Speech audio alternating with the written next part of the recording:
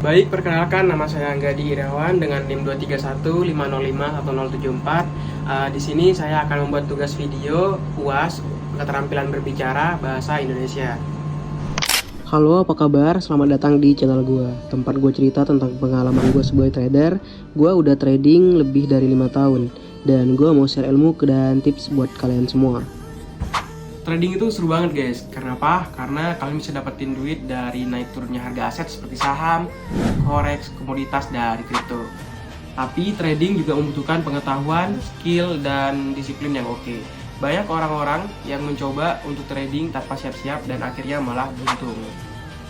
Gue juga nggak selalu untung dalam trading guys. Gue pernah ngerasain yang namanya masa-masa susah ketika gue salah baca market atau terpancing untuk buat overtrade. Gue belajar dari kesalahan dan gue terus upgrade diri gue. Gue juga sering mengikuti perkembangan market dan selalu beradaptasi dengan kondisi yang berubah-ubah. Gue udah trading selama beberapa tahun dan gue belajar banyak hal dari pengalaman gue. Gue juga sering ikut seminar, baca buku, dan nonton video tentang trading. Gue nggak bilang gue udah jadi ahli atau kaya dari trading. Ya, tapi gue bisa hidup dari hasil trading gue dan gue puas dengan pencapaian gue. Ini bukan rumus pasti ya guys, tapi setiap orang mempunyai gaya trading yang berbeda-beda.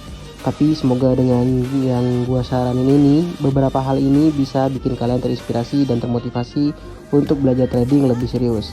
Gue yakin kalian juga bisa sukses kalau kalian punya niat, tekad, dan disiplin yang kuat.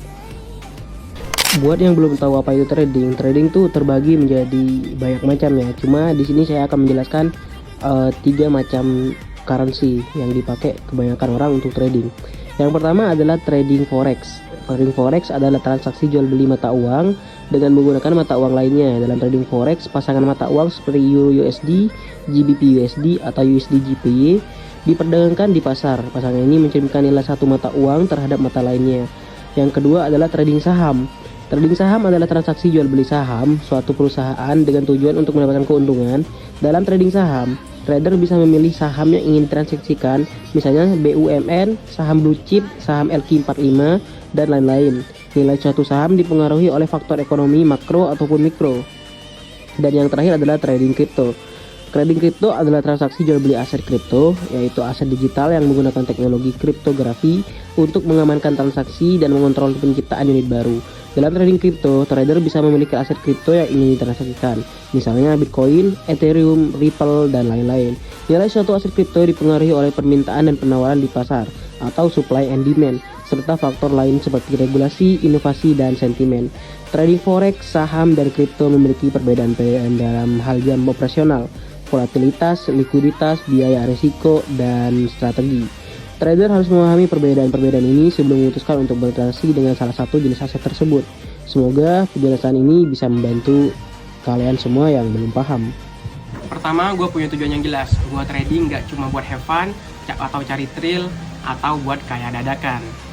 Gue trading karena gue pengen mencapai kebebasan finansial dan gue juga tentuin target yang sesuai dengan kemampuan dan modal gue. Gue punya trading plan yang rapi yang ngasih tahu gue entry, kapan gue keluar, dan kapan gue take profit. Kedua, gue punya sifat positif dan sabar. Gue nggak gampang menyerah dan frustasi ketika gue rugi.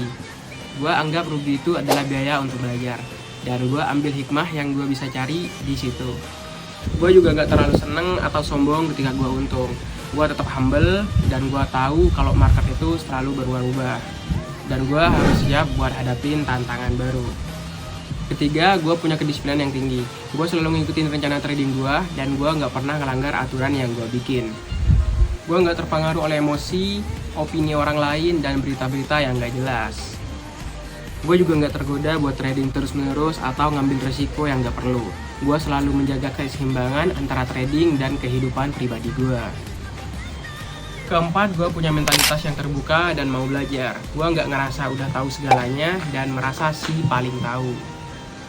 Gue selalu cari info dan ilmu baru, baik dari buku, artikel, podcast, webinar, dan yang lain-lain.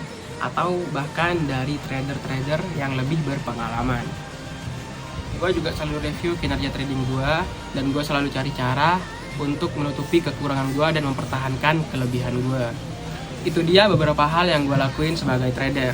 Semoga kalian dapat manfaat dan nilai positif dari vlog ini. Sekian dari saya dan terima kasih. Baik, sekian dari saya tentang tugas video membuat keterampilan berbicara sesuai dengan bakat minat masing-masing.